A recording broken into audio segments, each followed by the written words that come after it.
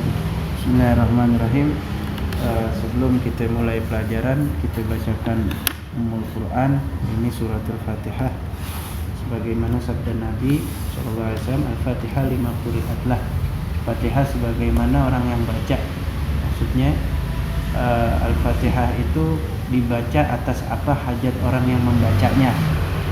Maka kita niatkan agar Allah Subhanahu wa taala berikan kita sehat walafiat, panjang umur fi taatillah wa rasuli, dan dikabulkan hajat-hajat kita.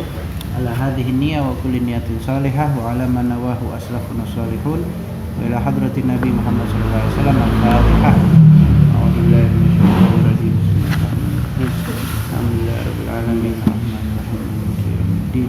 Iyyaka na'budu wa iyyaka nasta'in ihdinas siratal mustaqim siratal ladzina an'amta 'alaihim ghairil maghdubi 'alaihim waladdallin. Bismillahirrahmanirrahim. Alhamdulillahirabbil alamin wa usolli wa usallim ala sayidina Muhammadin wa ala alihi wa sahbihi ajma'in. Subhanaka la ilma lana illa ma 'allamtana innaka antal alimul hakim. Allahumma aghnina bil ilmi wa zayyina bil hilmi wa akrimna bit taqwa wa jammilna bil afiyah. Rabbi zidna ilma warzuqna fahma. Amin ya rabbal alamin. Alhamdulillah. Kemarin kita udah bahas tentang zikir-zikir masuk atau keluar kamar mandi, ya. Khala. Khala dalam bahasa Arab yaitu maksudnya adalah tandas, ya. Kalau bahasa Arabnya yang sekarang kita gunakan sehari-hari itu hammam.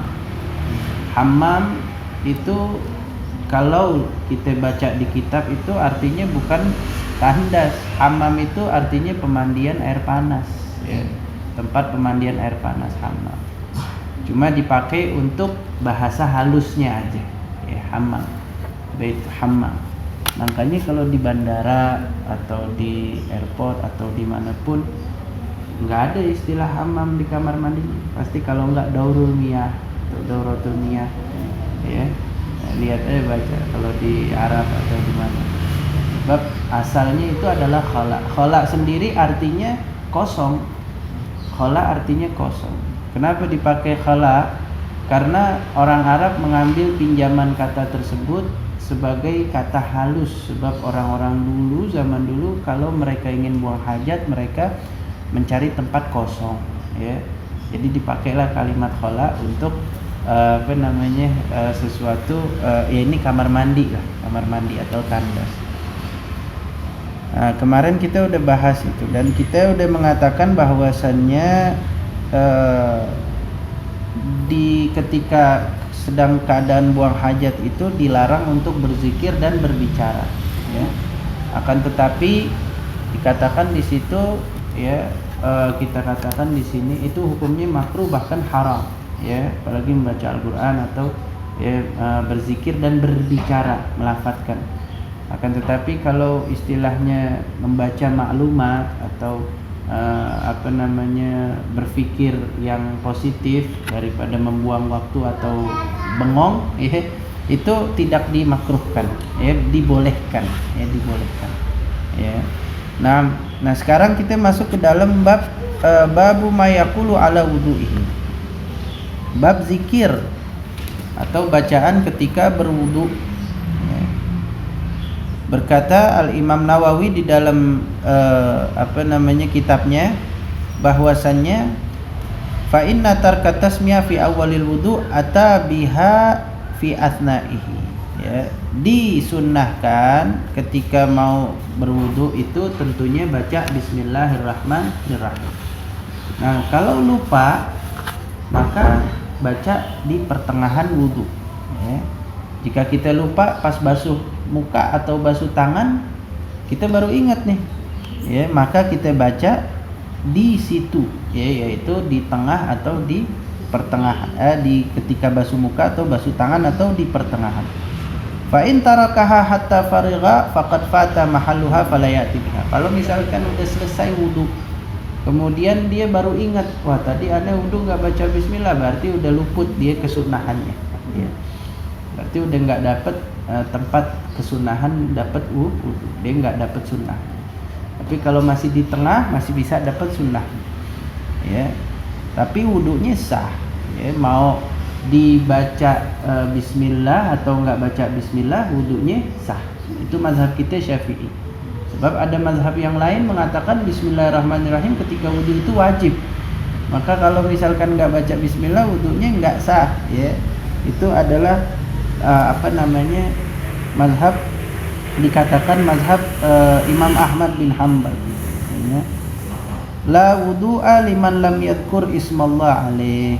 Ya, beliau berpegangan terhadap hadis tidak ada wudu bagi orang yang tidak membaca bismillahirrahmanirrahim. Ya, akan tapi hadis ini diperdebatkan oleh ulama dan dikatakan hadis tersebut lemah statusnya, ya.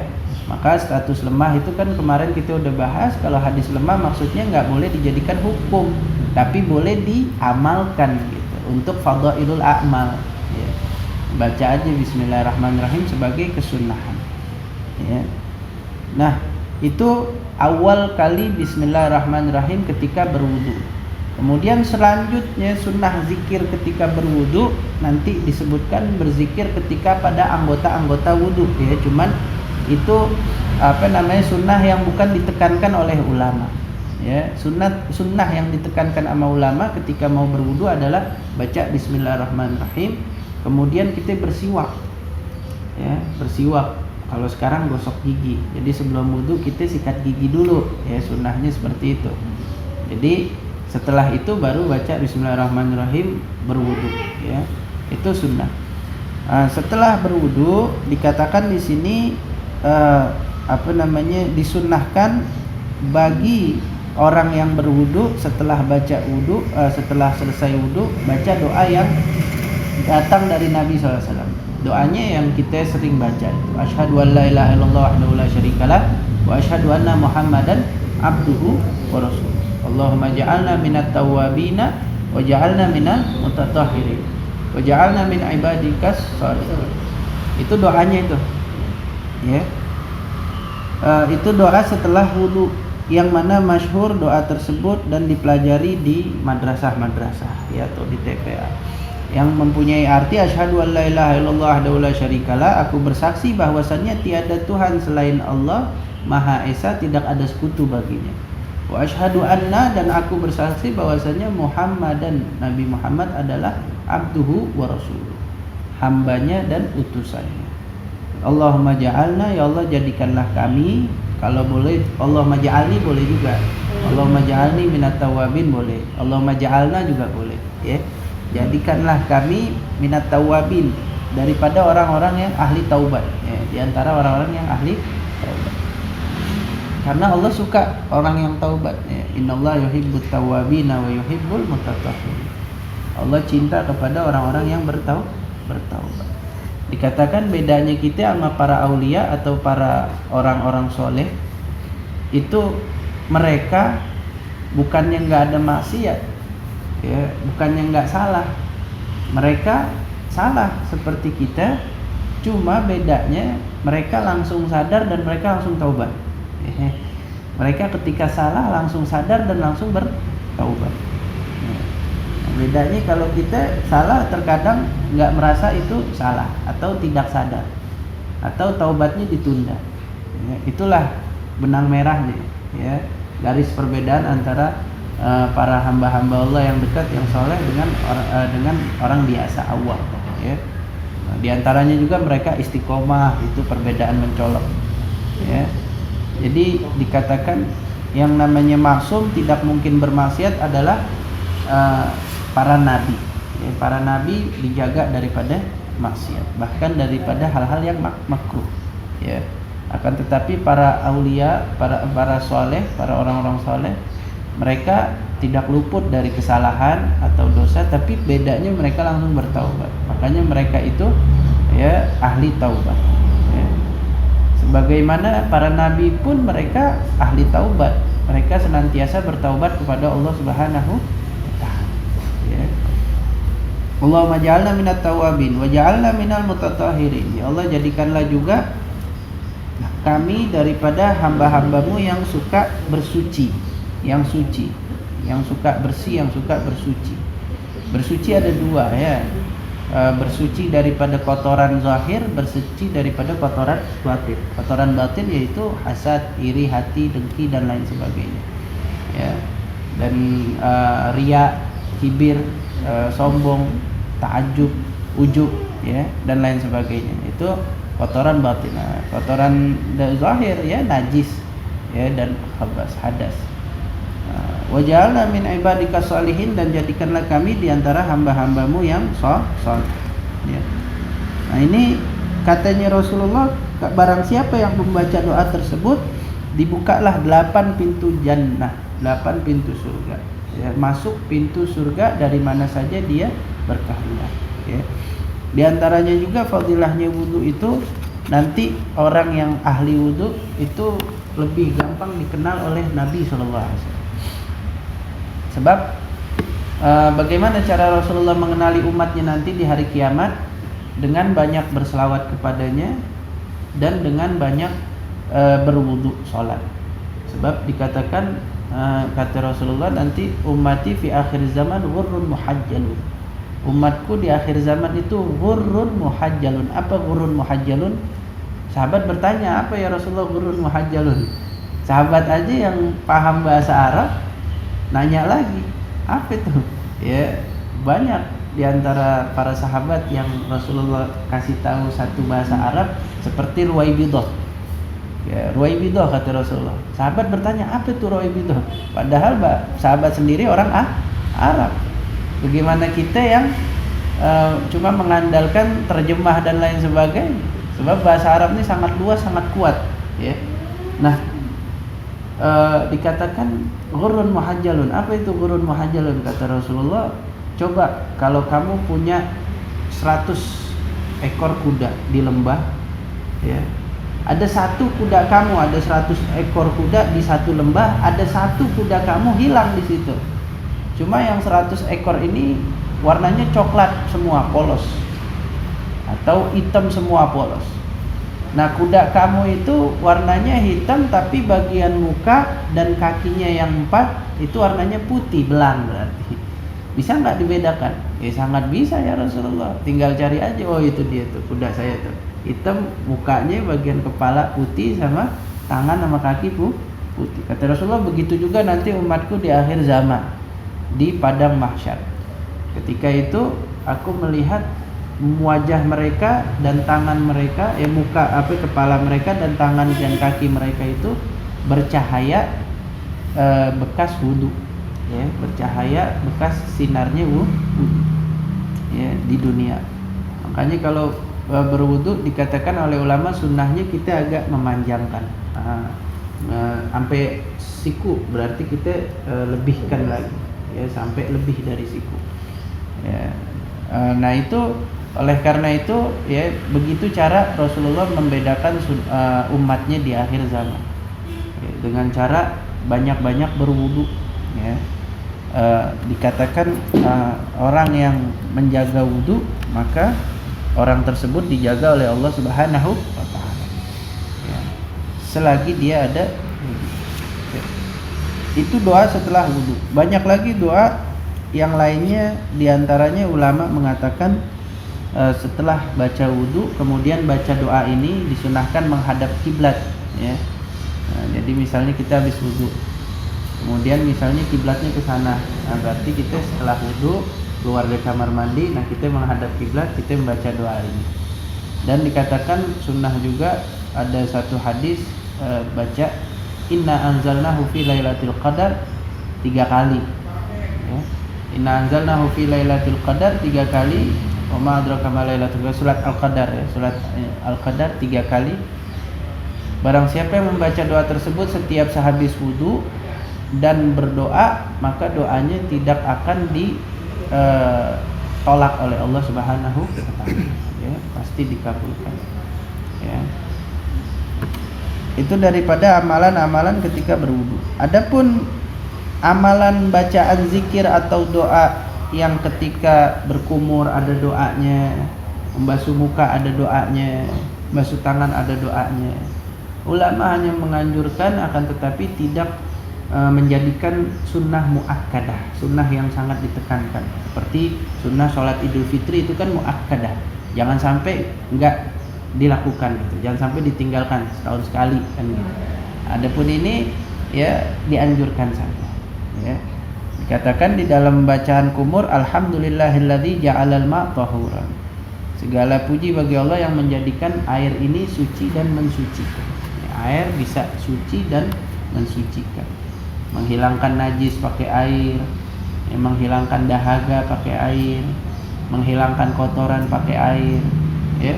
Dan dijadikan segala sesuatu makhluk hidup pasti bergantung sama air. Gak ada air mati. Udah pasti. Ya, wa ja'alna minal ma' kulla syai'in hayy dalam Al-Qur'an. Dijadikan daripada air semua yang hidup. Ya, semua yang makhluk hidup pasti bergantung sama air. Gak ada air pasti mereka mati. Ya. Dikatakan ketika kumur bacaannya seperti itu. Ya. Kalau seandainya kita nggak hafal bagaimana? Kalau seandainya kita nggak hafal ya kita renungkan aja, renungkan sembari kumur dalam artian alhamdulillah segala puji bagi Allah, Allah telah menjadikan air ini suci dan mensucikan, masih diberi nikmat air. Ya. Dulu kita waktu di Hadramut zaman perang dulu di tahun 2015 itu. Waktu itu perang, kemudian kita alhamdulillah nggak kena perang sebab perang di daerah lain, tapi kita kena dampaknya paceklik ya, sehingga listrik waktu itu nggak ada, seminggu nggak ada listrik sama sekali, ya, gas nggak ada, bensin nggak ada, sinyal nggak ada lampu, nggak ada sinyal, nggak ada listrik, nggak ada gas, udah kayak zaman dulu lagi, udah seminggu itu. Ya udah kerjanya udah belajar pakai lampu yang tenaga matahari itu, cesan. Jadi kalau malamnya kita belajar pakai itu, siangnya ditaruh di atas sutuh namanya, yang ngecas dia, ngisi lagi. Untungnya di sana nggak pernah hujan cuma setahun sekali doang. Ya. Di Hadramut hujan cuma setahun sekali, itu juga paling gerimis doang. Ya. Nggak pernah hujan. Terus kita ngadu sama Syekh Bauda, ya Syekh, ini kita gimana nih kuliah nggak ada bensin, gimana kita mau belajar ke masjid-masjid, gimana kalau kita mau belajar ke asrama, kita mau pulang ke asrama, kita mau ke gedung kuliah. Kata Syekh Baudan, bersyukur nggak ada bensin, ya ente bersyukur masih dikasih air sama Allah Subhanahu Wa Taala. Air itu lebih mahal daripada bensin katanya, ya alhamdulillah bersyukur air itu lebih mahal daripada bensin katanya. Ya. Kalau bensin itu ya nggak bisa diminum, air bisa diminum. Ente kalau ada air ya bisa hidup, kalau nggak ada air nggak bisa hidup. Ya. Syukur berapa banyak tuh yang malah di Suriah dan di Yaman Utara mereka kena bom, akhirnya airnya terkontaminasi nggak bisa diminum. Mereka ada yang bahkan mati sampai kehausan dari kelaparan, keracunan. Ya, macam-macam. Alhamdulillah kita bersyukur ya. Apalagi dikatakan di zaman Dajjal itu, nanti di zaman Dajjal ujiannya itu cuma satu, nggak ada minum, nggak ada makan, udah itu doang ujiannya. Dikatakan di zaman Dajjal kita melimpah, mau naik mobil Arfat gratis, pulsa gratis, apalagi pesawat kita naik tinggal naik gratis, mau apa aja ada udah, ya listrik gratis nggak bayar. Satu doang ujiannya, nggak ada makan, nggak ada minum, udah gitu doang. Kalau mau makan sama minum ikut Dajjal, dikata, ya. Sebab dalam hadis itu diriwayatkan 3 tahun sebelum Dajjal keluar, Allah Subhanahu Wa Taala menahan curah hujan sepertiganya.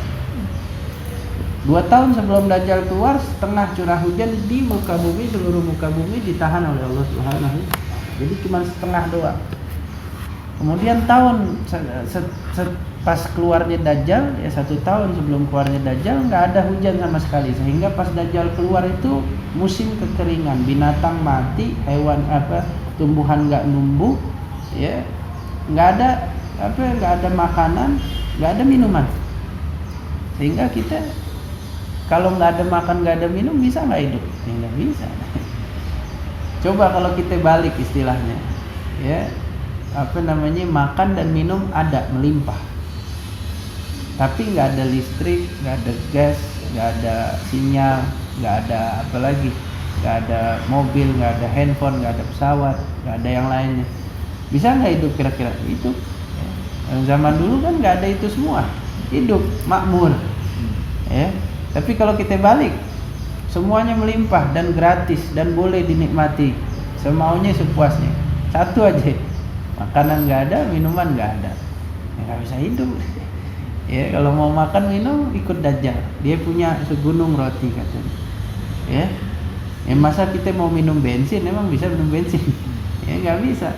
Ala kulli hal, diriwayatkan sampai di akhir zaman ketika itu ada seorang laki-laki mengikat anak istrinya di tiang rumahnya, saking dahsyatnya fitnahnya Dajjal. Ya, mungkin laki-laki masih kuat, kan, tapi coba anak kecil. Coba kalau ada ibu menyusui, bagaimana laparnya, hausnya. Coba anak kecil gimana nangisnya, pusing kepala. Ya, ala kulli hal, zaman fitnah, ya, fitnah besar, fitnah yang sangat dahsyat yang diuji keimanannya. Ya, oleh karena itu kita berdoa setiap habis salat, Allahumma inni a'udzubika min adzabil qabri wa min fitnatil mahya wal mamat wa min syarri fitnatil masiihid dajjal. Ya, minta agar terlindung daripada fitnahnya Dajjal. Ya. Panjang lebar itu tentang Dajjal, itu ada satu buku sampai ya, tentang akhir zaman, tentang Dajjal khusus, namanya ilmu fikih tahawulat. Ilmu fikih tahawulat itu mempelajari keadaan-keadaan akhir zaman sehingga kita udah tahu ini sekarang di zaman apa dan gimana cara untuk untuk menjaga diri dari zaman tersebut. Ya, dahsyat fitnah. Ya, cuman nggak ada air, nggak ada makanan, dan kita emang tabiatnya manusia bergantung sama air, dan kita emang diciptakan dari tanah, kemudian dapat rezeki dari tanah, kemudian bekerja nyari dari tanah dan akan kembali ke tanah. Ya, itu semuanya. Ala kulli hal. Dan ketika kumur-kumur dikatakan doanya Allahumma skini min haudi nabiyyika Muhammadin sallallahu alaihi wasallam ka'san la azma'u ba'dahu abada. Ya, ketika kumur-kumur ya baca ya Allah, Allahumma skini, ya Allah berilah aku minum min haudi nabiyyika, dari telaga nabimu Muhammad sallallahu alaihi wasallam, satu gelas yang setelah aku minum tidak akan haus lagi. Ya. Jadi nanti di padang mahsyar diriwayatkan setelah lewat siratal mustaqim itu mereka pada berkumpul di telaga Nabi Muhammad SAW. Ada riwayat setelah ditimbang sebelum siratal mustaqim, ada riwayat setelah siratal mustaqim. Untuk apa? Untuk minum air tersebut. Ya. Air namanya haudun Nabi SAW. Ya. Ada yang mengatakan itu adalah al-kautsar. Inna a'tainakal kautsar. Fasholli li rabbika wanhar inna syani'aka wal abtar. Dikatakan dia punya gelas itu sebanyak bintang yang di langit, ya, banyak gelasnya, jutaan. Ya, dikasih minum satu gelas daripada telaga tersebut, maka kita nggak akan merasakan haus ya selama. Ya, dikatakan setelah siratal mustaqim. Nah, kemudian ketika memasukkan air ke hidung dan mengeluarkannya lagi, itu doanya Allahumma la tahrimni raihata na'imika wa jannatika. Allahumma la tahrimni, ya Allah jangan engkau haramkan. Ya, jangan engkau haramkan dariku bau surgamu. Ya, jangan engkau haramkan dariku bau surgamu. Ya, itu doa ketika masukkan air dan keluarkan air ke. Nggak hafal bahasa Arabnya, ala kulli hal bahasa Indonya ya, daripada nggak sama sekali. Intinya seperti itu, zikir. Ya, intinya kan berzikir. Ya. Wa yaqulu 'inda ghaslil wajhi, dan ketika membasuh muka, Allahumma bayyid wajhi yauma tabyadu wujuh wa taswaddu wujuh. Ya Allah, putihkanlah wajahku, wajah hamba pada hari putih dan gelapnya wajah nanti di hari kiamat. Jadi di hari kiamat nanti wajah itu dua. Kalau enggak bersinar terang putih, kalau enggak wajahnya gelap. Ya. Gelap itu yang enggak suka wudu, ya, yang enggak yang suka maksiat. Yang putih itu yang suka wudu, bangun malam dan sholat dan lain sebagainya. Ya. Dan ketika basuh tangan doanya Allahumma atini kitabi biyamini, Allahumma la tu'tini kitabi bishimali. Ya Allah, berikanlah kitab amalanku, lembaran amalanku, catatan amalanku nanti di tangan kananku. Janganlah engkau berikan di tangan kiri. Sebab ya kalau amal baiknya lebih berat daripada amal buruknya, maka diberikan di tangan kanan. Dan itu enteng dibawanya. Ya, diriwayatkan malah menjadi kendaraan dan kita yang dibawa sama dia. Tapi kalau dibawa di tangan kiri, ada lagi wara al-zahrihi, di belakang di punggungnya, itu nanti amalan buruk itu menjadi berat. Sehingga seseorang yang membawa amal buruk tersebut, ya, dikatakan mereka itu susah payah dalam membawa, seperti membawa beban sebuah gunung dan lain sebagainya. Ya. Ada yang sampai ngesot istilahnya, ada yang sampai merangkak bawanya. Ya, kita bawa koper 20 kilo 30 kilo repot, apalagi bawa amalan seperti itu ya. Ala kulli hal. Ya. Wa yaqulu 'inda mashir ras, nah ketika basuh kepala doanya Allahumma harrim sya'ri wa bashari 'alan nar. Wa azilli tahta zilli arsyika yauma la zilla illa zillu. Ya Allah, haramkanlah rambutku dan kulitku ini daripada api neraka. Rambut dan kulitnya, kepala mewakili yang semua, sebab yang paling banyak ditumbuhi rambut adalah kepala dan kulit kepala. Ini sebab yang paling daerah yang paling harus dijaga adalah kulit kepala daripada benturan dan lain sebagainya. Dikatakan paling entengnya azab di neraka, paling ringannya azab di neraka, seseorang memakai sendal yang terbuat dari api neraka, kemudian dipakai sendal tersebut dan otaknya dia melepuh, kepalanya dia melepuh.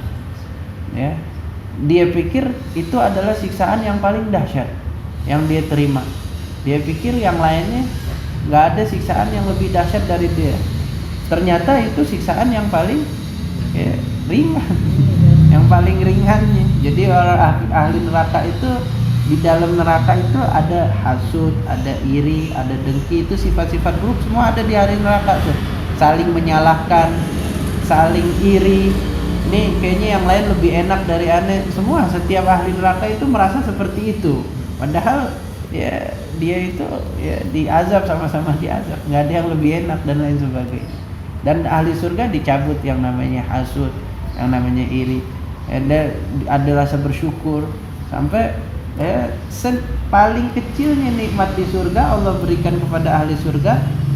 Ditanya sama Allah, apakah engkau mau tambahan?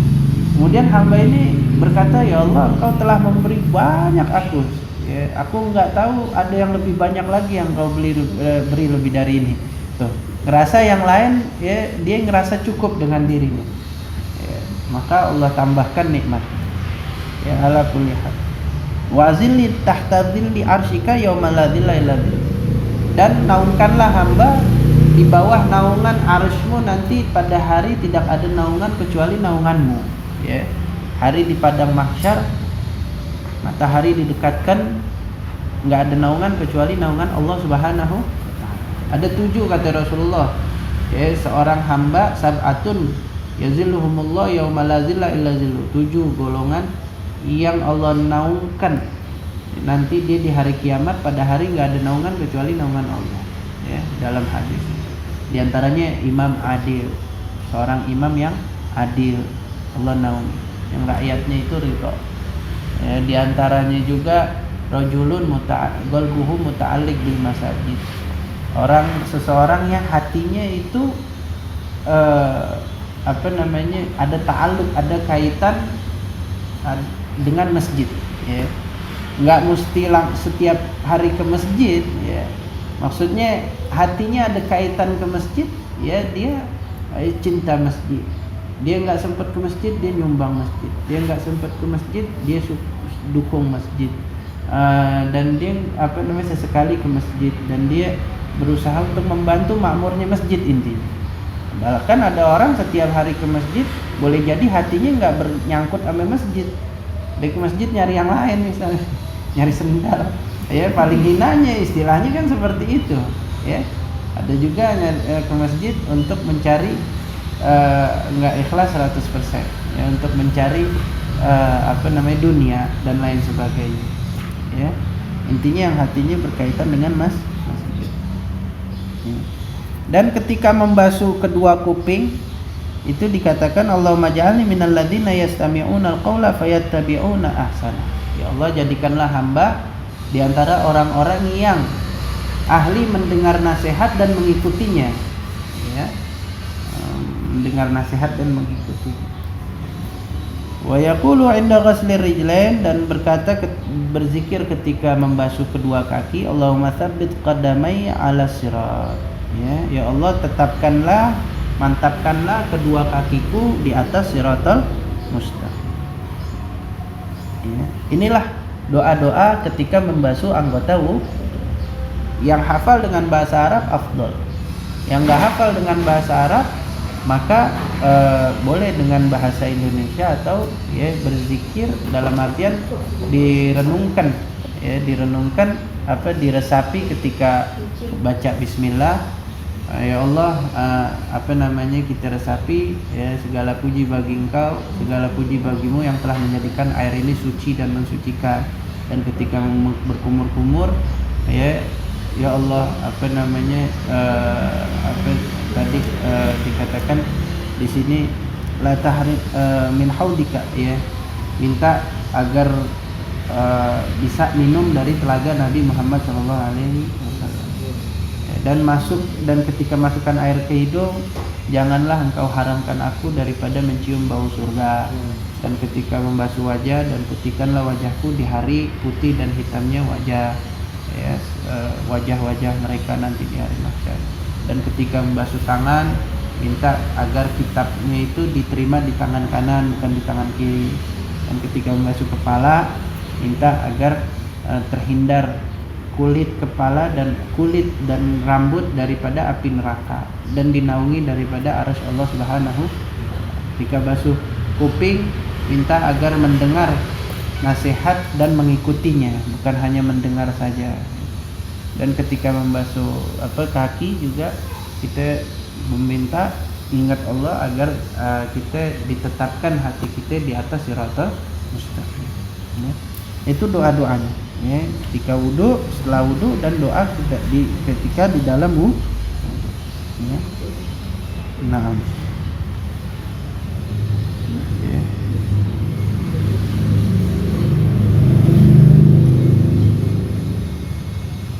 Ya.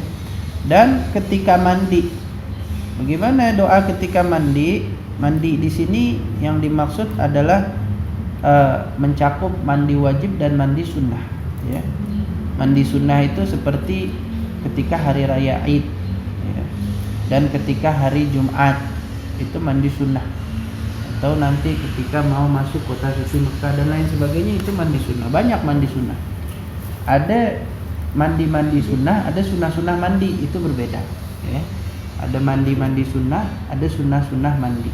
Kalau sunnah mandi itu sunnah di dalam mandi, ya, seperti kanan dulu baru kiri, ya. Dan berdiri bukan duduk. Kalau wudu dikatakan sunnahnya duduk, ya. Kalau mandi sunnahnya berdiri. Tapi kalau mandi sunnah itu seperti contohnya seperti mandi ketika hari raya Idul Fitri, Idul Adha, dan hari raya Jumat, dan ketika malam bulan suci Ramadan, ya, menyambut bulan suci Ramadan, banyak mandi sunnah, ya. Kulihal banyak mandi sunnah. Nah, ini dikatakan seperti itu juga tadi membaca Bismillahirrahmanirrahim disunnahkan ketika mandi. Dikatakan bahwa kan di dalam mazhab kita jumhur ulama nggak ada beda antara orang yang haid dan nifas. Dalam artian orang yang haid dan nifas juga disunahkan membaca Bismillahirrahmanirrahim ketika mandi. Ingat, bukan mandi wajib ya, tapi mandi sunnah bagi haid yang nifas. Kalau mandi wajib ya tentunya dia udah selesai daripada haid dan nifas ya, mandi junub. Tapi kalau di sini seperti contohnya misalnya hari raya Idul Fitri, ada seorang wanita haid, dia tetap disunahkan untuk mandi ya, karena mandi di hari raya Idul Fitri itu untuk menghormati hari tersebut, hari kemenangan Islam. Jadi kita mandi ya sebagai simbol syiar kita ya, merapihkan diri, mensucikan diri untuk menyambut hari raya Idul Fitri atau Idul Adha. Beda dengan Jumat. Jumat perempuan tidak disunahkan mandi hari Jumat. Laki-laki yang disunahkan mandi dalam mazhab kita Syafi'i. Karena mandi Jumat itu untuk menghadiri Jumat. Katakan. Oleh karena itu beda waktunya kata ulama. Kalau mandi Idul Fitri itu dari jam 1 malam, dari tengah malam udah boleh tuh. Jam 12 jam 1 malam udah boleh mandi Idul Fitri waktunya. Habis subuh boleh. Tapi kalau mandi Jumat itu setelah subuh. Ya, udah setelah subuh baru boleh mandi Jumat. Tengah malam enggak diambil. Sunahnya mandi Jumat itu ketika pengen hadir Jumat. Jadi misalnya hadir mau jalan jam 11, ya mandinya ketika mau jalan langsung mandi. Itu sunnahnya ya. Tapi kalau mau mandi sekalian pagi, sekalian hari Jumat juga enggak apa-apa. Dapat juga tuh. Itu afdolnya yang tadi. Ya. Nah, sekarang bab yang dikatakan ketika tayamum. Ya, sama seperti itu juga. Ketika tayamum juga disunahkan baca bismillah. Setelah wudu, mandi atau tayamum, maka kita pergi ke masjid. Maka di sini dikatakan zikir apabila menuju masjid. Ya. Banyak di sini zikir menuju masjid. Ya. Di antaranya satu hadis yang diriwayatkan oleh Nabi SAW, ya, dikatakan fa'adzana al-muadzin yani fa kharaja ila shalah. Rasulullah ketika diadzankan subuh, kemudian Rasulullah keluar untuk salat, wa huwa yaqul, dan dia berdoa, Allahumma ja'al fi qalbi nura, ya Allah jadikanlah di dalam hatiku itu cahaya, wa fi lisani nura, dan di dalam lisanku, lidahku cahaya, wa ja'al fi sam'i nura, dan jadikanlah di dalam pendengaranku cahaya, ya, wa ja'al fi basari nura, dan jadikanlah di dalam pemandanganku, penglihatanku cahaya, wa ja'al min khalfi nura, jadikanlah cahaya di belakangku, wa ja'al min amami nura, dan cahaya di depanku, wa ja'al min fawqi nura wa min tahti nura, di atas kepalaku dan di bawahku dikelilingi cahaya, wa ja'alni nura wa Allahumma atini nura, ya Allah berikanlah aku sebuah cahaya. Cahaya ini maknanya luas ya. Petunjuk itu termasuk makna daripada cahaya. Perlindungan itu termasuk makna daripada cahaya. Berilah perlindungan di dalam hatiku, dalam kupingku, di dalam kelilingku dan lain sebagainya. Atau petunjuk ya. Itu doa ketika Rasulullah menuju masjid. Banyak doanya, akan tetapi Al-Faqir ambil satu doa. Ambil banyak doa nanti kebingungan ya. Dan ketika masuk dan keluar masjid, doanya seperti yang kita tahu ya. Allahumma ftahli abwaba rahmat ya. Disunnahkan ketika membahas masuk ke dalam masjid, dikatakan oleh Imam Nawawi disunnahkan kita berta'awud, yakni a'udzubillahi minasyaitonirrajim ya, berlindung pada Allah daripada gangguan syaitan. Padahal mau masuk ke masjid kan gitu ya kan, tapi kita berlindung pada Allah daripada gangguan syaitan. Nah, agar kita salatnya lebih khusyuk ya, dan berselawat kepada Nabi Muhammad sallallahu alaihi wasallam. Allahumma shalli wa sallim ala Muhammadin wa ala ali Muhammad. Allahumma ghfirli dzambi, ya Allah ampunkanlah dosaku, waftahli abwaab rahmatik, dan bukakanlah kepadaku pintu-pintu rahmat. Kalau keluar diganti waftahli abwaab fadlik, dan bukakanlah kepadaku pintu-pintu keutamaan ya. Jadi masuk surga rahmat, keluar surga keutamaan fadl. Fadl itu keutamaan Allah, dalam artian biasanya fadl itu disebutkan untuk faidah duniawiyah, ya. Maksudnya kalau kita berdagang dan dagangan kita laris, laku, dapat fadl dari Allah Subhanahu wa ta'ala. Allahumma hadza min fadli rabbi, kan gitu. Ini adalah keutamaan fadl, ya, kelebihan daripada Tuhan, ya. Kelebihan, wattaqu fadlan min Allah, kelebihan dari Allah. Maksudnya adalah rezeki yang berupa duniawiyah yang Allah kasih lebih gitu. Ya, makanya ketika keluar masjid kita dikasih lebih oleh Allah Subhanahu wa ta'ala. Ketika masuk masjid mintanya rahmat, ya. Itu doa ketika masuk masjid, ya. Beristi'adzah, yakni baca a'udzubillahi minasyaitonirrajim, ya. Kemudian kita berselawat kepada Nabi, ya. Dalam hadis lain kata Nabi, apabila masuk dan keluar masjid maka selawatlah kamu, falyusallim ala nabi sallallahu alaihi wasallam, selawatlah kamu kepada Nabi, waliyaqul, dan katakanlah Allahumma a'idzni minasyaitonir rajim, ya Allah, hamba berlindung daripada syaitanir rajim, syaitan yang terkutuk, ya. Ya a'udzubillahi minasyaitonir rajim, dan baca selawat. Baru baca Allahumma ftahli abwaaba rahmatik, ya. Keluar Allahumma ftahli abwaaba fadli, ya. Itu doa-doa ketika masuk masjid, ya. Sama di setiap riwayat seperti itu, ya. Dikatakan apabila kalian hendak mau masuk masjid, keluar rumah menuju masjid, itu tada'at junudu iblis, ya, wa ajlabat wajtama'at kama tajtami'un nahlu ala ya'su biha, ya. Itu saling tentaranya iblis itu saling, mereka berkerumun, ya, berkerumun, nimbrung gitu, sebagaimana lembah nimbrung berkerumun di sarangnya, ya, kata Rasul. Fa idza qama ahadukum ala babil masjid, maka kalau kalian udah sampai pintu masjid, maka bacalah doa Allahumma inni a'udzubika min iblis wa junudihi, ya Allah, hamba berlindung kepadamu daripada iblis dan tentaranya.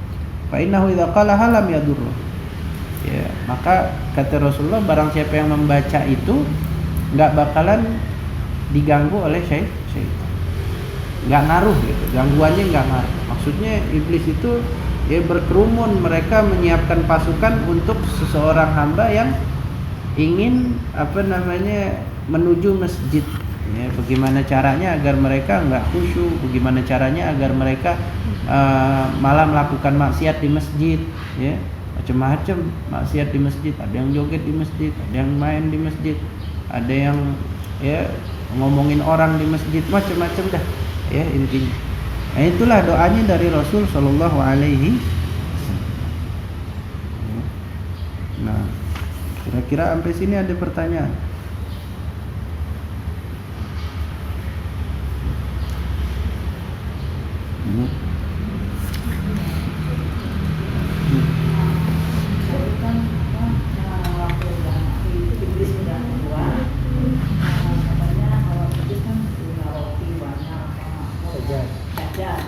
Nah, ini kenapa kita kan yang beriman kekurangan?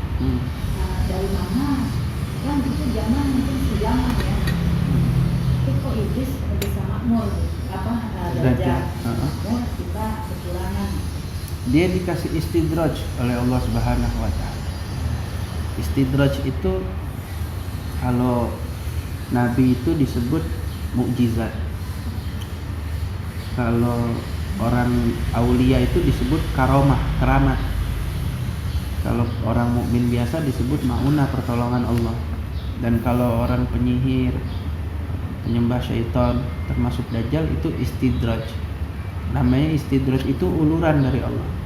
Maksudnya uluran itu mereka dikasih apa yang mereka mau di dunia, dan mereka nanti akan ditunda dan disiapkan azab yang sangat pedih di akhirat. Jika diulur dulu. Nah, diperhitungkan gitu di akhirat, diperhitungkan gitu. Iya, lebih lagi yang mereka udah pasti kan gitu. Jadi Allah ulur, biarin deh istilahnya. ntar sampai akhirat dia parah gitu, istilahnya gitu. Nah, ini Dajjal ini keluarnya nanti di akhir zaman. Jadi prosesnya ini sekarang kita ada di zaman akhir, ya. Nah, nanti setelah ini keluarnya Imam Mahdi dulu, ya. Jadi Dajjal ini dia ada 3 yang membunuh Dajjal. Yang pertama, Rasulullah membunuh karakternya Dajjal sebelum Dajjalnya keluar. Yang kedua, Imam Mahdi membunuh sistemnya Dajjal. Yang ketiga, Nabi Isa yang membunuh Dajjal, orangnya langsung, zatnya. Jadi kita masih di tahap yang pertama, di mana Rasulullah udah membunuh karakternya dulu. Kata Rasulullah, dia nanti matanya itu cacat, dan Tuhanmu itu matanya nggak buta gitu. Dan nanti dia itu rambutnya gimbal dan lain sebagainya, keluar dari ini macam-macam, ya.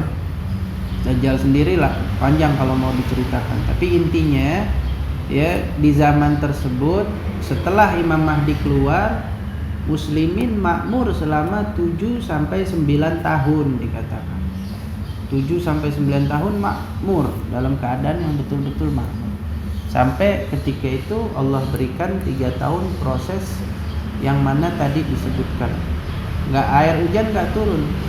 Air hujan nggak turun, kering semua, binatang pada mati, hewan tumbuhan panen nggak panen semua, beras nggak ada, apa semua nggak ada. Disitulah dia keluar dan dia bawa segunung roti. Nah, di sini kita beriman apa yang Rasulullah sabdakan. Tapi yang dimaksud segunung roti ini apakah roti buatan ataukah dengan sihirnya dia menimbulkan roti atau bagaimana? Wallahu a'lam. Ya.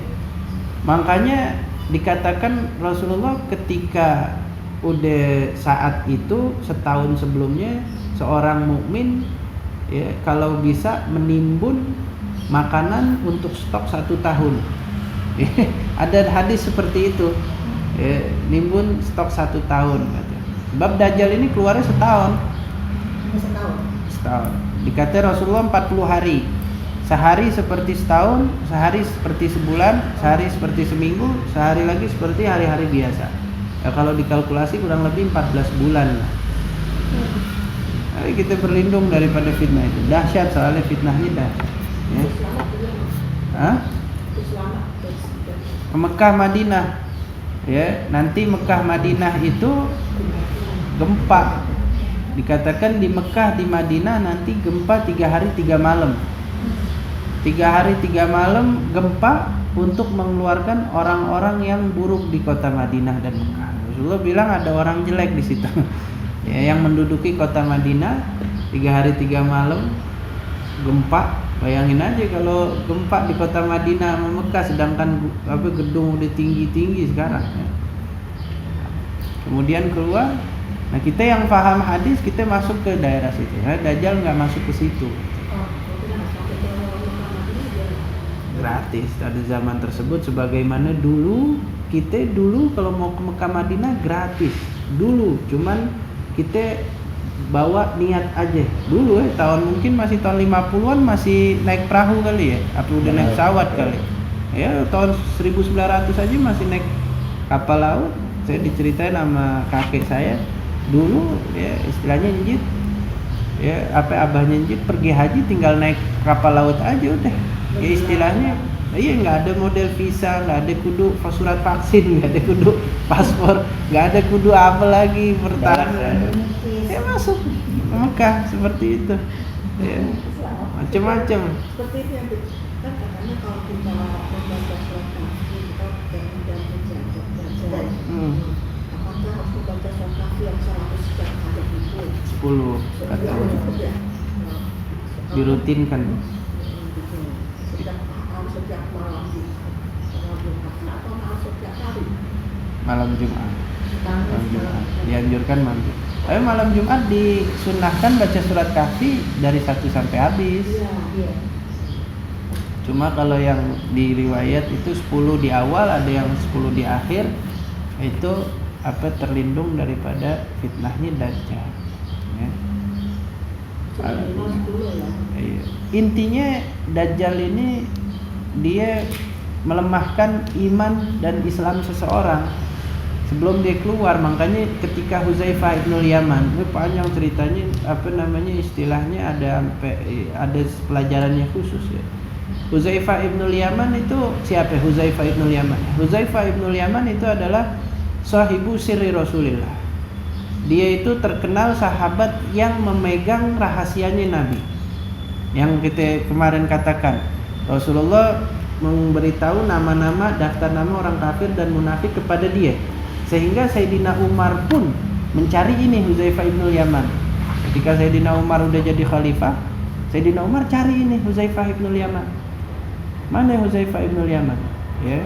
Sebab Sayyidina Umar kalau ada orang meninggal, lihat Huzaifah ibnul Yaman sholatin, dia enggak ikut. Sholatin dia enggak ikut. Sebagai posisinya khalifah, tapi Sayyidina Umar tetap untuk suruh mengurus jenazahnya. Ya, sebab zahirnya mati alal Islam. Tapi kalau dia nyolatin, baru khalifah turun nyolatin.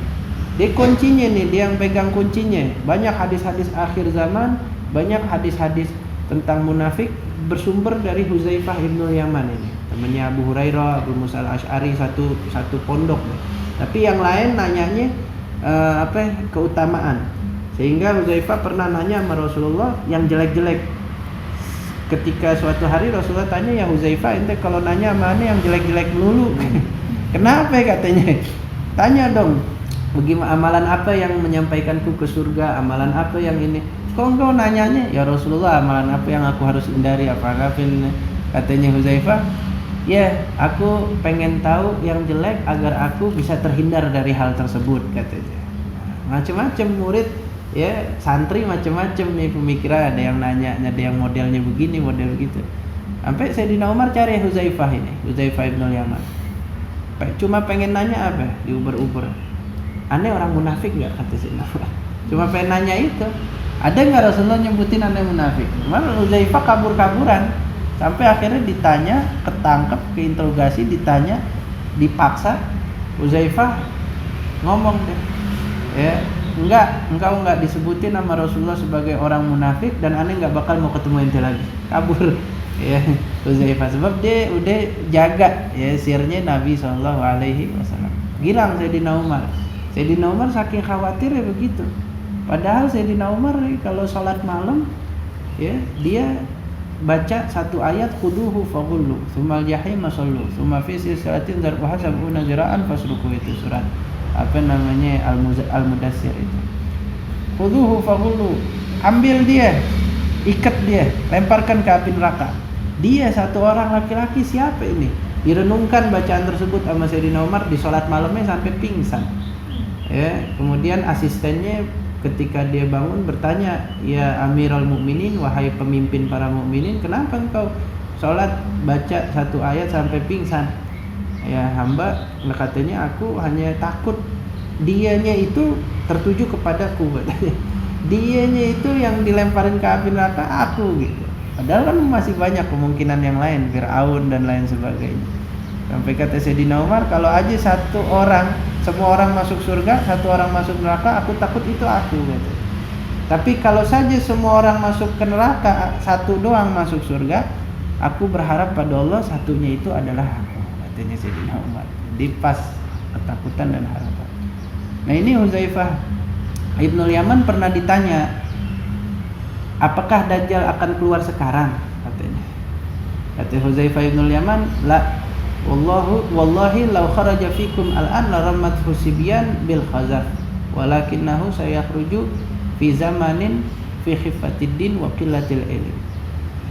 Demi Allah, kalau dia keluar sekarang, katanya Huzaifah ibnul Yaman, Dajjal ini keluar sekarang, dia bakalan ditimpukin sama bocah-bocah pakai puing. Ya, tapi nanti dia keluar di zaman di situ udah lemah agamanya, udah dikit siar agamanya, dan udah qillatil ilm, dan ilmunya itu sangat minim. Ya. Di zaman seseorang itu pengetahuan agamanya itu sangat-sangat minim, nggak tahu tentang agama, dia baru keluar untuk menggoda manusia. Jadi Dajjal sebelum keluar dia buat sistem dulu, dia buat sistem yang melemahkan, intinya melemahkan imannya seseorang. Dia bikin sistem. Kalau kita jabarin ini sistemnya, ini kita semua udah mulai tersistem sama sistemnya Dajjal ini. Dari mulai semua yang dia buat aturan semua, seluruh negeri aturan dari dia. Ya, Dajjal. Ya. Walhasil ala kulli hal di zaman tersebut udah imannya udah berkurang dan agama sudah tidak dikenal, maka dia keluar ya di zaman tersebut. Barulah setelah keluar Dajjal dan dibunuh oleh Nabi Isa, Islam berjaya lagi selama berapa tahun ya, dalam satu hadis atau beberapa hari, dan dihembuskanlah angin yang bernama Nasim ya. Ketika orang-orang mukmin mencium angin tersebut, mereka akan meninggal dengan tenang. Tidak ada di muka bumi kecuali para orang kufar dan ahli maksiat. Maka ketika itulah tiupan sangkakala pertama dibunyikan ya, terjadilah hari kiamat ya. Allahu a'lam kapan. Ya, enggak tahu itu kapan prosesnya, wallahu a'lam. Ya, Imam Mahdi nanti dikatakan kata Rasulullah, Imam Mahdi itu nanti dari Mekah ke Madinah nggak nyampe 1 malam. Ya, balik dari Mekah ke Madinah nggak nyampe 1 malam kata Nabi. Ya, dia lari ke Madinah untuk dibaiat, nggak mau, lari ke Madinah dan balik lagi ke Mekah. Di Madinah juga diminta dibaiat, balik lagi ke Mekah, berlindung di Ka'bah dan dipaksa untuk berbaiat, dan dia jadi pemimpin gitu umat muslimin nggak sampai 1 malam. Nabi ngomong 1500 tahun yang lalu mustahil dari Mekah Madinah nggak nyampe 1 malam tuh mustahil. Sebab apa? Dari Mekah ke Madinah zaman dulu kata ulama pakai kuda yang paling kenceng di zaman itu dan lewat jalan pintas dan nggak berhenti, itu membutuhkan waktu 2 minggu bahkan lebih. Baru ke Madinah aja ya, ke Mekah sebulan. Ini kalau cuma sehari ya, sekarang udah ada itu kereta cepat apa? Cuma berapa jam, 4 jam apa? Hah? 3 jam bolak lagi 3 jam. Ini ngomong sehari. Ya. Dan kata Rasulullah, kalau ntar kau melihat dia di Ka'bah di baiat, fabayyuhu walau habwan ala salji. Baiat dia walaupun kau harus merangkak di atas salju. Dikatakan nanti sekeliling Mekah itu bersalju dikatakan. Nah sekarang udah katanya timbul salju dan banyak hadis-hadis lain. Banyak timbulnya ini lampu, handphone, apa semua akhir zaman tandanya. Dalam Al-Quran disebut sinyal, ada di dalam Al-Quran disebut adanya sinyal, adanya lampu, ada di dalam Al-Quran juga. Fa idzan nujumu tumisat. Idza sama idza syamsu kuwirat wa idzan nujumun kadarat. Apabila bintang-bintang telah pudar. Ya. Adanya lampu, banyak semua udah disebut. Yang kita nggak bisa sebut satu persatu, ya, karena itu ada ilmunya khusus. Ada kajiannya khusus ya. Ada syekh pakar dalam itu, ahli ilmu akhir zaman, namanya Syekh Imran Hussein. Syekh Imran Hussein itu ada di YouTube itu. Beliau pakar terhadap tanda-tanda akhir zaman ya, tanda-tanda akhir zaman. Masya Allah. Orang Britania, orang Inggris beliau. Orang Britania. Tinggal di Inggris juga, di mana? London, Inggris ya, situ kita. Cuma beliau pakar, sehingga beliau sekitar tahun 2003 atau 2005 itu videonya beliau mengatakan nanti Ka'bah akan ditutup dengan alasan penyakit. Dan sekarang terjadi. Itu ada videonya itu di tahun 2007 tuh pakai bahasa Inggris. Nanti WHO bakal bilang ini sebuah virus katanya. Itu udah ada tuh. Beliau udah ngomong dari tahun 2007 itu. Macam-macam, beliau pakar sangat. Dia soalnya selain dia mengkaji, meneliti ayat Quran dan hadis, dia juga meneliti langsung siapa nanti ini, dia langsung. Nah, maksudnya dia keliling dunia untuk itu. Kalau kita kan cuma tahu hadis sama Qurannya, tapi kita nggak meneliti keadaan langsung, sebab terbatas kan. Kita bukan seperti beliau sampai seperti itu, alim. Allah. Nah, sekarang masuk ke dalam bab fikih.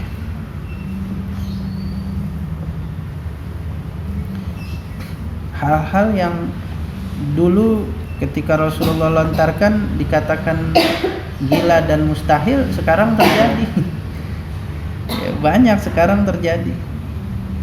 Dikata Rasulullah gila, ngomongnya itu apa, kemana-mana dikatakan ngelantur, terjadi sekarang, terjadi. Dikata tanda-tanda akhir zaman antara al-hufatal uratal alatar ri'a asyah yatatawaluna fil bunyan. Engkau melihat orang yang nggak pakai sendal, telanjang kaki, orang yang pakaiannya terbatas seperti telanjang, maksudnya pakai nutup aurat aja, uratal alah, orang yang susah miskin, ri'a asyah, pengembala domba. Itu 4 sifat itu mereka menjadi saling tinggi meninggi dalam bangunan. Kita 100 tahun lalu kita flashback tahun 1900 atau 1920 aja, itu daerah Jazirah Arab semuanya nggak pakai sendal, pakai pakaian sebatas, mengembala kambing di padang pasir, padang rumput, nggak mengembala kambing, dan mereka orang susah taat.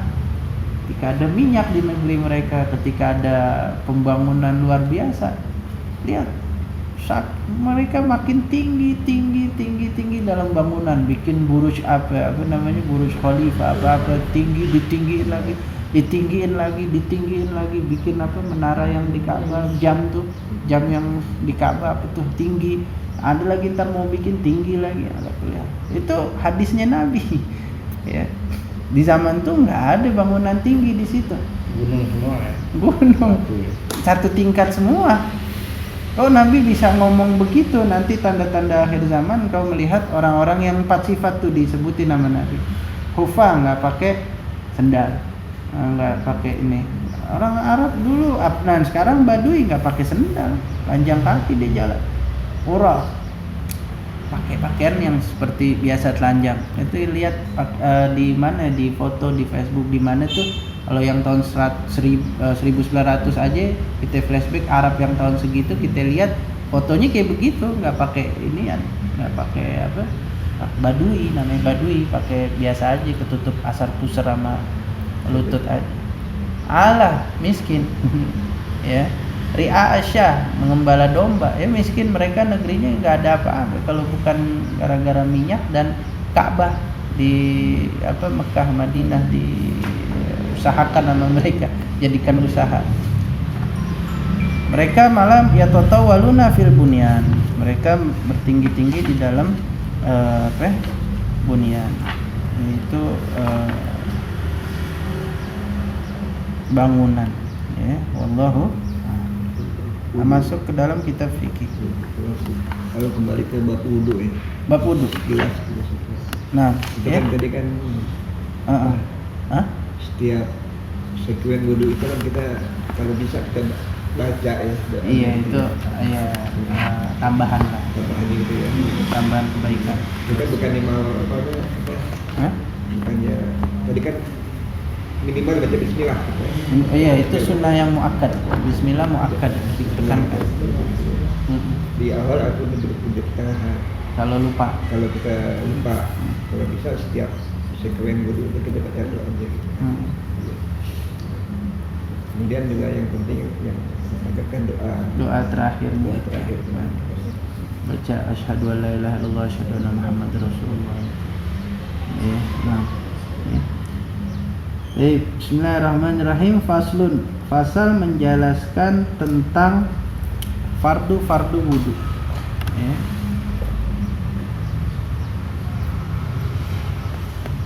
Nah, di sini di dalam bab wudu ini yang harus diketahui oleh seorang muslim itu 4 pembahasan dalam wudu. Ya. Yang pertama adalah rukun-rukun wudu. Yang kedua syarat-syarat wudu.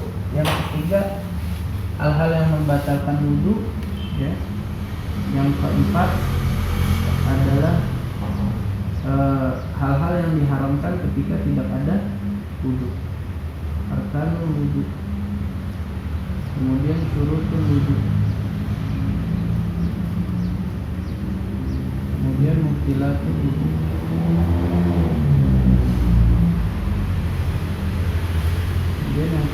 adalah apa namanya? Yang dengan tadi. Alladzi haruma alaihi apa namanya man taqada wuduhu haruma alaihi al-muharramat ala man taqada wuduhu.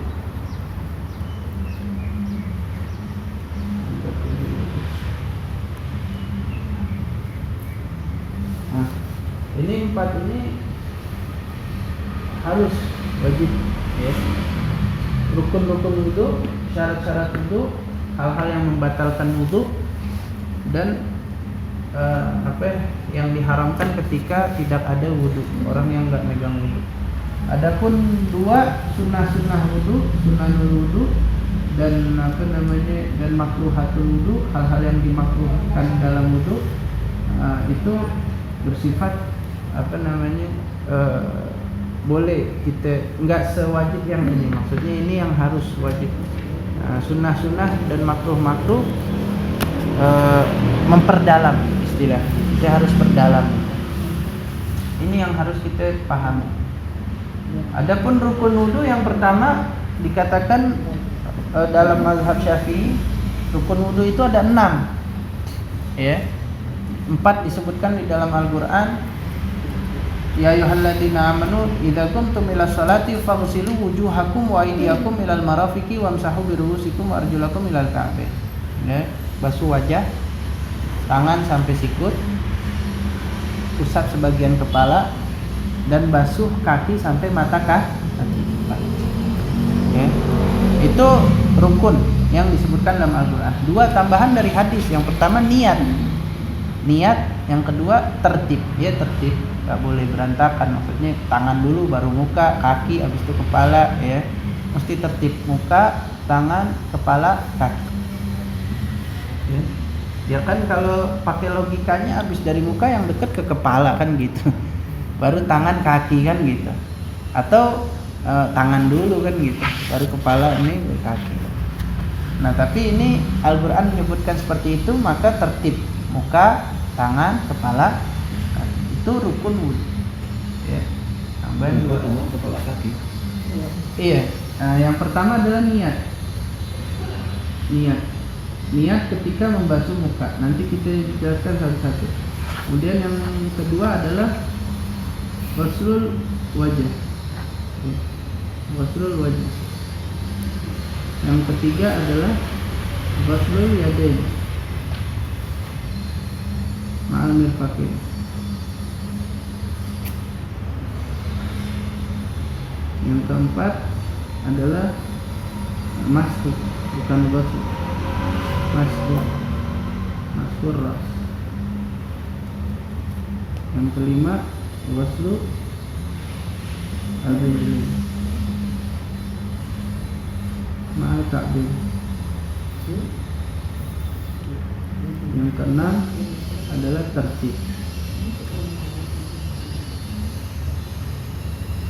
Yang keenam adalah tertib.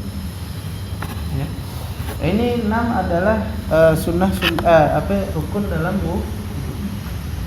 Yang pertama niat itu adanya di hati ya. Dikatakan oleh ulama niat itu di hati. Niat itu adalah min amalil qalb, amal hati. Dalam artian melafadzkan niat itu hukumnya sunnah, bukan wajib. Yang wajib yang di hati dihadirkan. Dalam artian di hati itu kita wudu, kita menghadirkan perbuatan kita itu kita wudu gitu doang. Makanya kata Abdullah bin Abbas, ente jalan mau wudu aja itu udah niat sebetulnya. Cuma dalam mazhab Syafi'i lebih dihati-hatikan lagi, berhati-hati niat ketika basuh muka. Jadi ketika basuh muka dalam artian nawaitul wudu, saya niat ini wudu. Boleh juga nawaitul wudu raf'al hadasil akbar. Niat wudu untuk mengangkat hadas kecil. Kata ulama niat wudu aja udah cukup udah. Yang penting niat wudu udah. Saya niat ini wudu udah. Boleh niat wudu untuk mengangkat hadas kecil, boleh. Atau nawaitul wudu thaharah lis shalah. Dan niat wudu untuk salat, bersuci untuk salat. Niat pakai bahasa hati. Bahasa hati apa? Ya, bahasa hati bukan bahasa Arab, bukan bahasa Inggris, bukan bahasa Indonesia. Bahasa hati yang ada di hati. Melafatkannya ya pakai bahasa Arab, bahasa Indo, bahasa apapun. Itu melafatkan. Sehingga kalau kita melafatkan niat tapi nggak ada di hati, nggak sah. Tapi kalau ada di hati nggak dilafatkan, sah. Ya, nah, makanya. Contohnya gimana kalau melafatkan niat tapi nggak ada di hati? Misalnya kita sholat zuhur atau kita wudhu, tapi kita itu ngigo misalnya, atau misalnya kita nggak sadar. Sholli fardhu zuhri Allahu Akbar, ya? Nggak ada di hati, kosong. Nah, yang penting di hati kita sadar, ya. Atau misalnya kita di hati ini sadar nih sholat asar. Kita kira nih asar sebab kita tidur misalnya, bangun jam 4, kita lihat jam 4, nggak tahu jamnya kan mati misalnya. Langsung sholat asar. Allahu Akbar.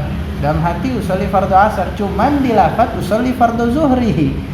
Usolli fardhu zuhri, dari dalam hati kita sadar itu sholat asar misalnya.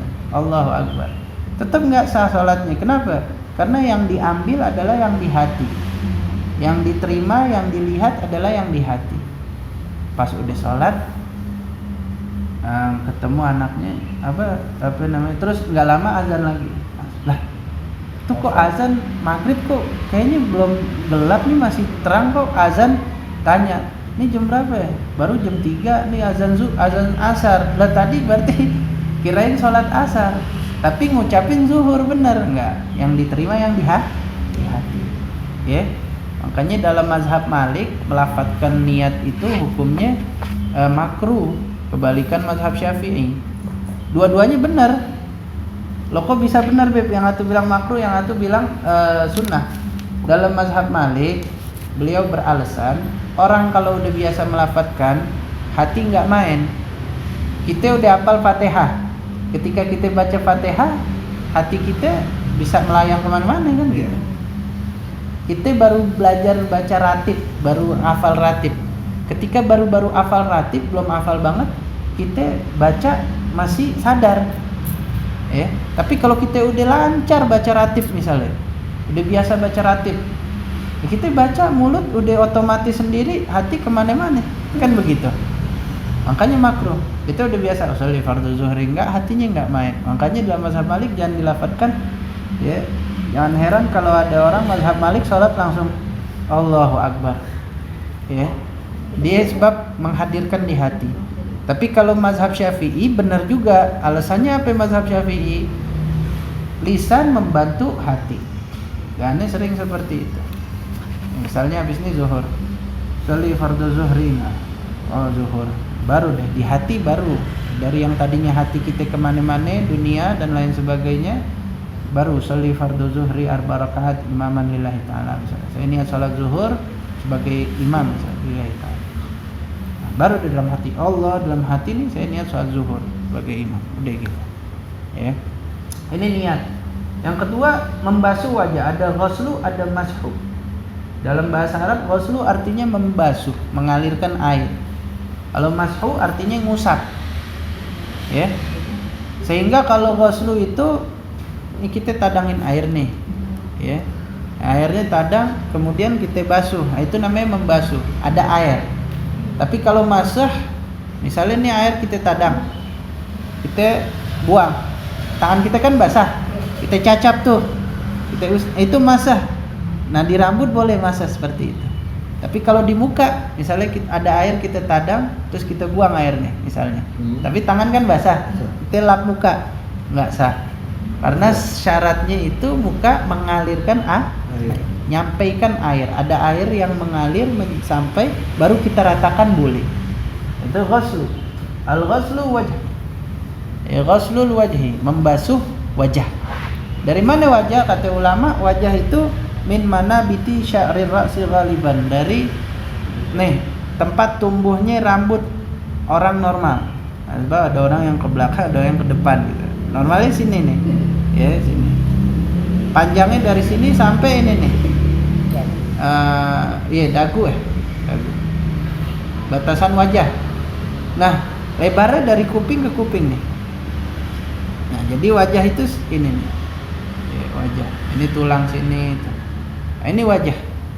Nah, maka kita kalau wudu itu mesti kena wajah semuanya, ya, wajah, rambutnya dan kulitnya. Kumis apa kalau tebal, nah, kecuali jenggot doang. Jenggot kalau tebal kita nggak wajib sampein ke dalam kulitnya, hanya kita sela-sela aja, gitu. Nah, tapi kalau nggak ada jenggot maka kita kenain. Melebihkan sedikit hukumnya wajib, ya, lebihkan sedikit. Nah, basuh muka, ya, basuh. Itu yang pertama, ghuslul wajhi, ya. Yang kedua, membasuh tangan, kedua tangan sampai siku, ya, kedua tangan sampai siku. Nah, siku itu ini, siku yang kita paham. Nah, basuh kedua tangan. Mau dari siku dulu, mau dari tangan dulu boleh. Cuman sunnahnya dari ujung jari dulu sampai ke siku, sunnah. Ya, sampai sini siku. Melebihkan sedikit hukumnya wajib. Kenapa? Karena kata ulama malayatimul wajib illa bihi fahuwa wajib. Sesuatu yang wajib nggak sempurna dengannya dia hukumnya wajib juga. Kita nggak tahu sikut kita semuanya kena apa enggak kecuali dengan melebihkan sedikit. Baru kita yakin kena semua nih. Nah, berarti lebihin sedikit ya, segini nih. Ya, segini nih. Yang pas batasan apa? Anda punya baju ya, seperti ini. Ya, basuh semuanya. Ya, kulit sama apa namanya? Bulu apa semua, rambut itu apa namanya, basuh tangan. Kemudian yang keempat mashur ras. Betulnya yang betul ibaratnya mashu ba'di ra'si, mashu ba'di ra'si, mengusap sebagian daripada kepala. Kepala itu mencakup kulit kepala dan rambut yang ada di kepala, terserah mau mana aja. Kata dalam mazhab Syafi'i sehelai rambut setengahnya aja kena sah. Jadi ya biar kita di sini. Misalnya ini kita nggak mau buka peci nih, kita wudhu udah, basuh tangan udah. Terus kita ambil air aja. Tadi kan mashu nggak diwajibin menyampaikan air, tapi yang penting tangan kita basah, ya ambil aja, kita percikan, kita tempel aja, sah. Paham ya? Dalam mazhab Syafi'i seperti itu. Bahkan kalau kita punya peci, nggak mau kita lepas, kita cacap istilahnya di peci kita. Yang penting kita yakin air tersebut sampai ke rambut kita, kena basahnya. Yang penting kena basah, nggak perlu dialirkan. Kena basah walaupun sehelai sah. Dalam mazhab Syafi'i, ya. Dalam mazhab Syafi'i pokoknya basuh dari sini. Ya sunnahnya dari ujung kepala ini, dari depan ke belakang. Seperti ini sunnah, ya. Biasanya kita kan kalau ini kan kita buka, kita buka kan begini. Iya, boleh. Sampai ke belakang gitu. Ah, Harus sampai ke belakang. sunnahnya. Ada orang Begini aja sah udah. Udah. apa lepek, ada orang kayak mandi gitu. Enggak wajib. Dalam mazhab kita gitu aja sah. Ambil air. Ada mana sini? Hah? Semua. Apa? Ujung rambut aja. Nah, semua. Sini aja boleh nih, sini boleh. Sah. Dalam ini rukun ya. Itu bukan bahas sunnah, rukun. Ya, sekiranya kalau rukun itu kan dikatakan bedanya rukun sama syarat apa? Kalau rukun itu mahiyatus syai'. Ya. Dikatakan rukun itu hakikatnya sesuatu. Enggak ada sesuatu itu maka enggak dikatakan sesuatu tersebut. Masalahnya begini. Wudu enggak basuh muka. Bukan enggak sah lagi wudunya. Bukan wudu namanya. Sama seperti sholat nggak sujud itu kan rukun. Sholat nggak sujud dikatakan bukan sah lagi, nggak sah lagi. Emang nggak sholat namanya, dia belum sholat. Sebab yang namanya sholat pasti sujud. Yang namanya wudu pasti basuh muka. Nah syarat nanti ya kita ntar pelan-pelan kita bahas itu. Artinya yang 4 ini wajib dong. Yang 6. Yang 6 ini. Iya 4, 1 niat sama tertib ya. Wajib kan? Wajib. Nggak ada dia, nggak ada wudu.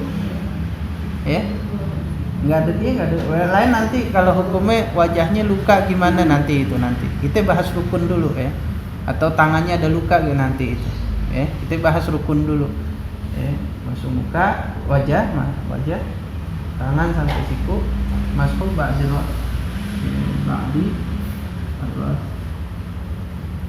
Ya, sebagian dari kulit kepala, ba'di sebagian. Kalau ras semuanya maksudnya kepala. Dan yang kelima adalah ghuslur rijlain ma'al ka'bain. Basuh kedua kaki sampai mata basuh, bukan musab. Jadi kalau musab doang nggak sah, mesti ada walaupun air satu tadangan seperti ini kita sampaikan ke telapak kaki atau kaki sampai mata kaki dan kita ratakan boleh. Yang penting ada air yang mengalir. Tinggal kita ratakan, semuanya basah sah. Ya, tapi kalau ada yang masih kering kita basahkan. Nggak bisa diratakan, ambil lagi air. Ya. Itu kaki sampai mata kaki. Lebihkan dikit di atas mata kaki hukumnya wajib. Nih mata kaki yang di sini. Kita lebihkan sedikit hukumnya wajib. Ya. Nah, sela-sela. Ya. Yang terakhir tertib udah jelas ya, muka, tangan, kepala. Inilah rukun wudu di dalam mazhab Syafi'i. Mazhab lain nggak beda jauh. Mazhab lain 4 ini tetap ada. Sebab 4 ini Al-Qur'an. Ya ayyuhalladzina amanu idza qumtum ila sholati faghsilu wujuhakum. Wahai orang-orang yang beriman, apabila kalian hendak salat, basuhlah wajah kalian dan tangan sampai siku. Usaplah sebagian daripada rambut kalian dan basuhlah kaki kalian sampai mata kaki. Al-Qur'an udah menyebutkan seperti itu. Maka kalau ada ulama di zaman sekarang ya, beberapa waktu lalu ada ulama di Facebook di YouTube dia ditanya kalau ada orang cuman ngusap keningnya aja nggak basuh kepala sah apa enggak wudunya, dikata dia setahu saya sah-sah saja gitu. Ada ya, bahkan bergelar dokter dari Timur Tengah ya. Nah itu ya oke, gimana dia bilang pakai setahu saya terus sah-sah saja. Udah jelas semua mazhab, mau 4 mazhab, 12 mazhab, seluruh ulama sepakat 4 ini rukun wudu. Gak ada dia bilang setahu saya sah-sah saja, sebab wudu seperti tayamum, muka sama tangan. Nah itu salahnya telak ya, sebab ini wudu perkara sehari-hari. Bagaimana wudunya dia? Itu jadi ragu wudunya dia gimana dia jadi imam ya. Ala kulli hal dari kecil juga udah tahu wudu seperti itu. Ya, rukun wudu, syarat wudu di pertemuan selanjutnya. Wallahu. Di 6 ini adalah rukun wudu. Ada pertanyaan kira-kira? Kalau yang tertib itu kan nggak boleh kita lompat. Artinya harus diikuti tertibnya itu. Cuma kan kadang-kadang aja gitu kan. Kita ada apa saja tuh nggak puas gitu. Kali-kali boleh nggak itu? Oh ragu. Nah, ragu kalau kita dikatakan ulama ragu di dalam niat, ulang. Kalau ragu dalam niat, ini tadi udah niat wudu belum ya? Ulang lagi di muka, niat lagi. Tapi kalau ragu di anggota tuh wudu, misalnya muka, udah selesai tangan, pas kepala, kayaknya nih muka nggak sempurna gitu. Nggak sempurna, cek aja.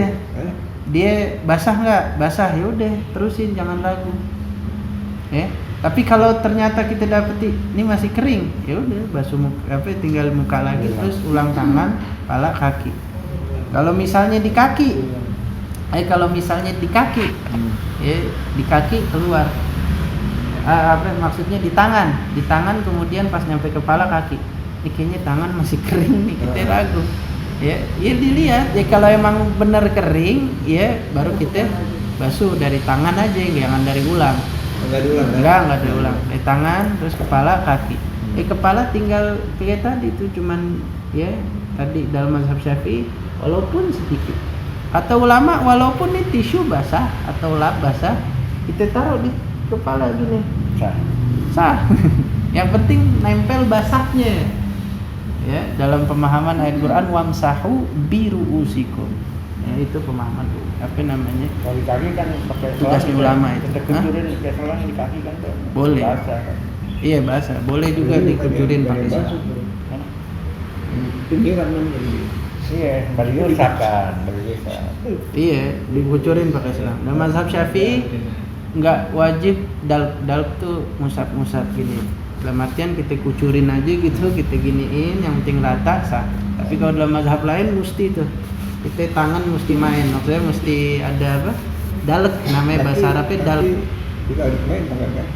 Kalau dalam mazhab Syafi'i enggak, kita kucurin aja pakai air atau keran, yang penting kena basah sah. Oh, gitu. Atau kita rendam di air yang kolam renang, kaki kita celupin misalnya di kolam renang sah.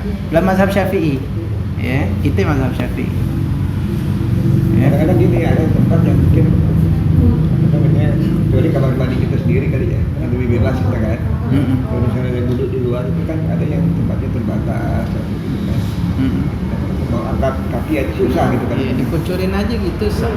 Kucurin, yang penting rata ya sah. Dan jangan ragu ada 3 tadi. Ragu di dalam niat, kita ulang lagi. Ragu niat, udah niat belum tadi ya? Belum, berarti ulang dari awal. Ragu di dalam anggota tubuh tuh tadi kita lakukan. masih basah apa ini, cek aja. Kalau udah masih wudu ya, cek aja. Oh ini basah, berarti udah nggak usah diulang, terusin. Ragu kalau udah selesai, udah sholat, udah wudu, udah selesai wudu, tadi kayaknya ada yang masih belum kebasuh nih, tadi kayaknya masih belum rata nih, itu ragu yang nggak dianggap ya. Sholat, tadi kayaknya aneh kurang sujud nih, tadi kayaknya aneh cuma 3 rakaat, udah kelar sholatnya, nggak dianggap udah. Itu namanya waswasatus syaiton ya, nggak dianggap. Was-was, itu was-was. Badan itu jadi membatalkan nggak? Enggak. Asalnya dalam perbuatan peribadahan satu muslim apabila telah selesai maka ya sah ya. Kecuali yakin. Ini kan ragu nih tadi ya. Kecuali yakin, misalnya yakin gimana? Kalau misalnya kita ragu aneh umpamain najis deh sebelum rakaat. Setelah sholat kita ragu, ini kayaknya tadi aneh sholatnya ada najis nggak ya tadi ya, di kaki ada najis nggak? Itu ragu tuh. Kecuali yakin tau emang didapeti.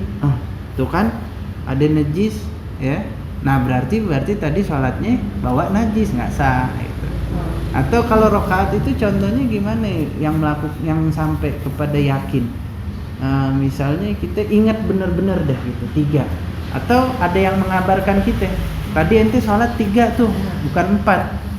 Nah, yang mengabarkan ini orangnya benar ya, bukan orang suka bohong. Ya, kalau dia orangnya emang khair, orang benar, dia ngomong gitu, kita terima, berarti yakin itu. Ya udah, kita ulang lagi. Tapi kalau cuman bisikan aja, cuman kayak prisangka aja, tadi kayaknya 3 ya.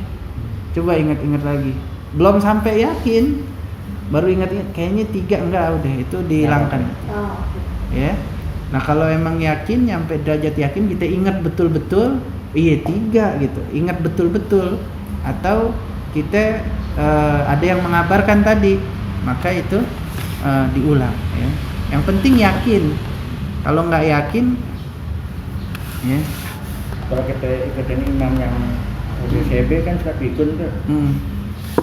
Gak kurang kadang-kadang dia ininya. Kita tegur, kita ini kasih kode. subhanallah gitu kalau laki-laki. Subhanallah. Kurang 1 maksudnya. Kurang 1. Gambaran tadi keraguan-raguan dalam melakukan ibadah, kita kan suka lupa. Itu menggambarkan keimanan atau ada sesuatu nggak di kita? Nah itu normal, Enggak, ya? manusia biasa. Kan kita manusia Was-was itu. iya, maksudnya Katanya banyak-banyak baca qul a'udzu birabbin nas. Qul a'udzu birabbin nas, malikin nas. Makanya ada riwayat sebelum sholat baca qul a'udzu birabbin nas dulu katanya. Qul a'udzu birabbin nas, malikin nas, ilahin nas, min syarril waswasil khannas. baca ta'awudz juga kan? A'udzu billahi. Boleh baca ta'awudz. Syarril waswasil khannas. Alladzi yuwaswisu fi sudurin nas. Syaitan emang tugasnya yuwaswis. Yuwaswis. Ada dajjal tuh ya. Waswis. Dikatakan syaitan itu tugasnya seperti itu. Adapun yang nakut-nakutin bukan syaitan, itu jin. Maksudnya bukan iblis yang suka mengganggu. Iblis itu tugasnya biar orang buat dosa, biar orang ninggalin wajib, terbawa hawa nafsu gitu. Adapun yang cuma nakut-nakutin mah itu jin, kuntilanak apa semua itu jin. Jangan.